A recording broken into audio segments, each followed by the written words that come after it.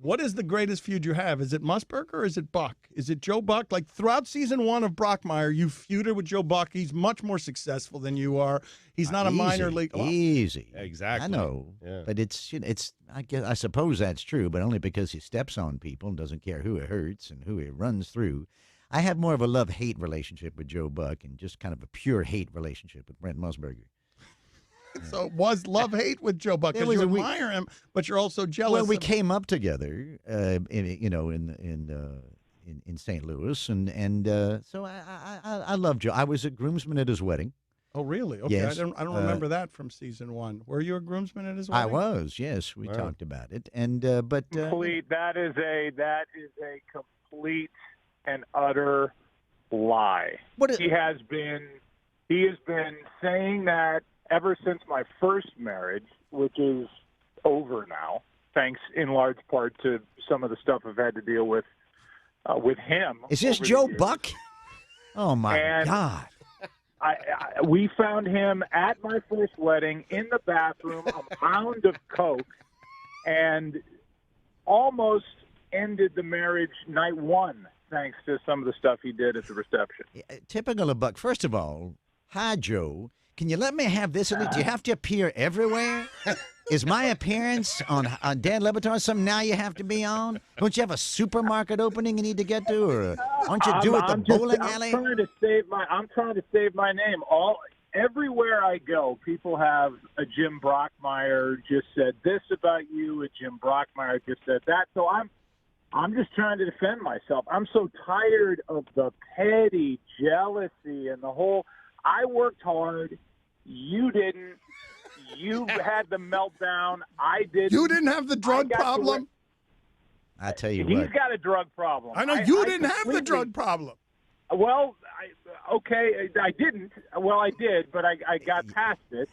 Yeah, actually, I saved you. I made you, Joe Buck, because I bogarted all the drugs, and I got in a lot of trouble while you stayed sober as a judge.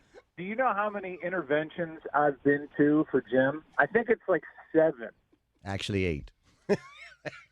You know how I remember that number? Because it's how many times you've been married. That's how I recall the number. Well, look, I am so tired. I have letters on standby that I read for his interventions as I fake tears and, oh, you're so important to us, Jim. There's not one person at one of his interventions who gives 2 craps about his health. Wow. We're tired. The last intervention, Joe didn't even show up in person. He was on. He was streamed in. Skype. Yeah, and he read it. He read his testimony off a teleprompter. I did. In fact, I didn't even write it. No, he had it written for him. A guy at Fox wrote it who's never even met Jim. And I was doing an LPGA skins event. He was doing LPGA skins event for Fox Sports Online, and he would turn to the computer and read his testimony because he said I'm sorry. What? It was a senior skins event. It was a senior. Yes, I had $200 on Barb Moxness. That's how I remember it, and which you still owe me.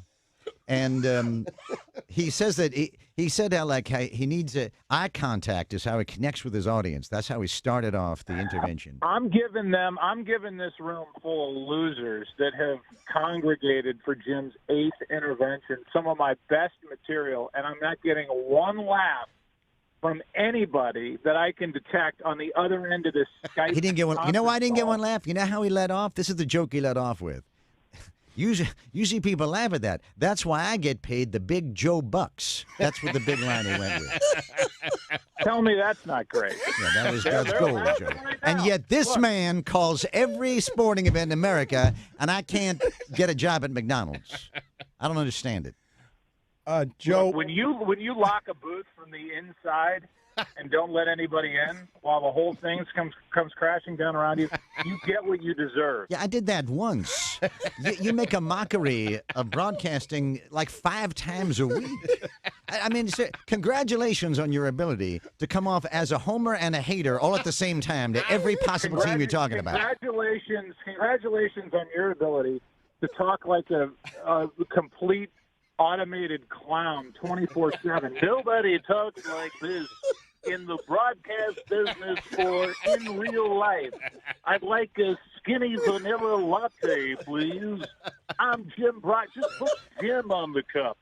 I'm Jim Brockmire. Maybe you've heard of me. Well, I worked in Omaha. Well, at least I have a normal size head, Joe Buck.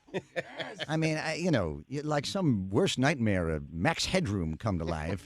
It's like you're the Macy's Day Parade balloon version of yourself coming out. If you could do the two of our heads and get like an average of the two sizes, it would come out normal. Because yours is like a shrunken thing you would see in a village somewhere in Tanzania.